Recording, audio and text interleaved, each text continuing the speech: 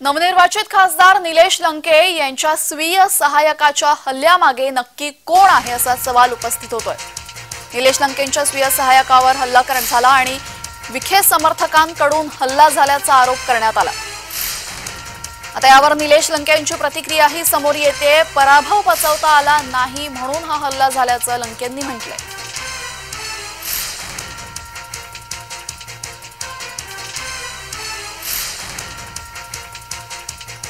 आमचे खंदे समर्थक ॲडव्होकेट राहुल जावरे यांच्या गाडीवरती हल्ला करून त्यांना बाहेर काढून त्यांना जीव मारण्याचा प्रयत्न त्या ठिकाणी घडला आणि ही घटना ज्या व्यक्तींकडून घडली ते पारनेरचे माजी नगराध्यक्ष आणि विखेंचे कट्टर समर्थक विजू आवटी आणि नंदू आवटी त्यांचे भाऊ आणि त्यांचे इतर जोडीदार।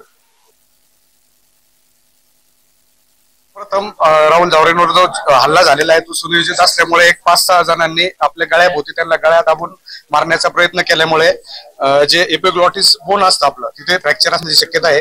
एक साधारणतः 5 ते 7 मिनिटांसाठी त्यांचा श्वास पूर्ण रोखला गेला होता अशी परिस्थिती असण्याची शक्यता आहे, कारण की ज्यावेळेस त्यांना नगरला शिफ्ट करत होते त्यावेळेस पूर्ण ऑक्सिजन सपोर्टवर त्यांना आणण्यात आलं आणि सिव्हिलला त्या पद्धतीने पण ऑक्सिजन ची गरज होती आणि मग क्रिटिकल असल्यामुळे सिव्हिलवरून त्यांना सुरभी हॉस्पिटलला आणलंय।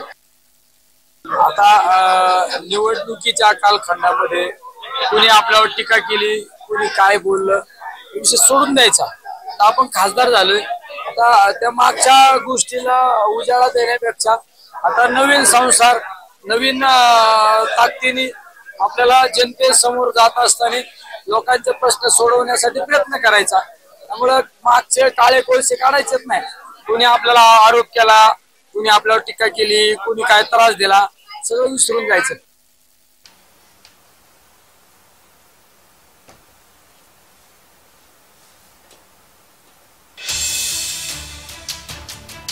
तर विखे समर्थकाकडून हल्ला झाल्याचा आरोप करण्यात आलाय।